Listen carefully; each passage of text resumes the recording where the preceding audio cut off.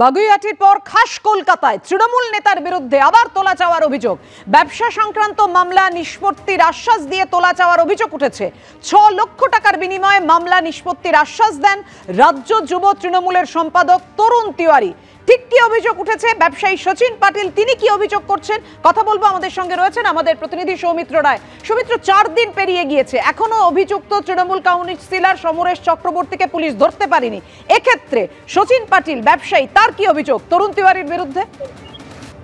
দেখো বাবিয়া, সমরেশ চক্রবর্তী ঘটনার রেশ এখনো কাটেনি। তারপরেই আবারও একটা অভিযোগ তৃণমূল নেতার বিরুদ্ধে, সেটা হচ্ছে তোলাবাজির অভিযোগ জানিয়েছেন লিলুয়ার বাসিন্দা সচিন পাটিল। তার যেমনটা অভিযোগ যে তার একটি ব্যবসা সংক্রান্ত মামলা রয়েছে, সেই মামলা নিষ্পত্তি করে দেবে বলেছিলেন রাজ্য যুব তৃণমূল কংগ্রেসের সেক্রেটারি তরুণ তিওয়ারি। তিনি যেমনটা বলেছিলেন, প্রথমে তার কাছ থেকে ৬ লক্ষ টাকা চেয়েছিলেন, কিন্তু তিনি সচিন পাটিল আমাদের সংবাদ মাধ্যমের সামনে যেমনটা দাবি করেছেন, যেমনটা অভিযোগ করেছেন যে তিনি ৬ লক্ষ টাকা দিতে পারবেন না বলেন। তারপর ৬ লক্ষ টাকা থেকে সেটা কমে ৩ লক্ষ টাকা হয়, কিন্তু 3 লক্ষ টাকাও তিনি দিতে রাজি হননি। সর্বশেষ গতকাল তরুণ তিওয়ারির ব্যক্তিগত অফিস রয়েছে বড়বাজারে, সেখানে সচিন পাটিল তিনি নিজে যান এবং তার সঙ্গে তার মা যান।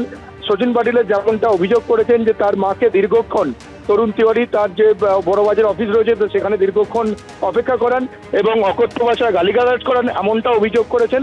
শেষ পর্যন্ত 3 লাখ টাকা থেকে 2,50,000 টাকা অর্থাৎ 2.5 লক্ষ টাকা নেন, তেমনটাই অভিযোগ করেছেন সচিন পাটিল তৃণমূল নেতার বিরুদ্ধে, তরুণ তিওয়ারির বিরুদ্ধে।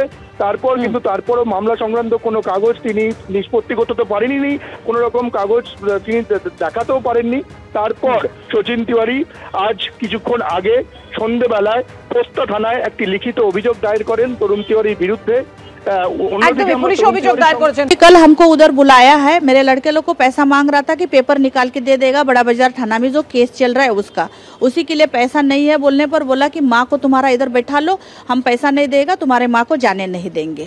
इसलिए गाली गलौज भी किया, हमको बहुत धमकाया भी, बोला तुम्हारा बच्चा लोग के साथ ये करेंगे वो करेंगे। तो बस हम भी डर गए, बच्चा लोग मेरा पैसा ला के दिया, तब जाके 7:30-8 बजे हमको छोड़ा। 2.5 लाख रुपए उसको दिए।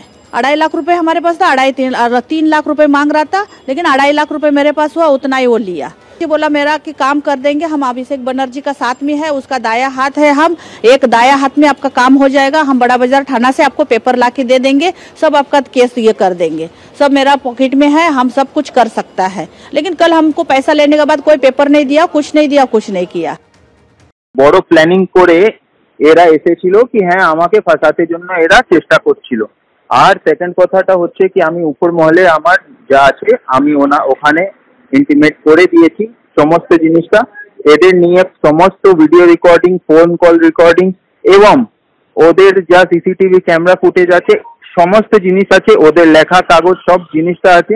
আমি যা হচ্ছে আমি থানার মধ্যে প্লেসমেন্টও করে দিব এবং আমি যা উপর মহল আছে আমার যা দল আছে দলের শীর্ষকে আমি পাঠিয়ে দিয়েছি। আর যা আছে আমি বলার আছে আমি ওখানে বলবো।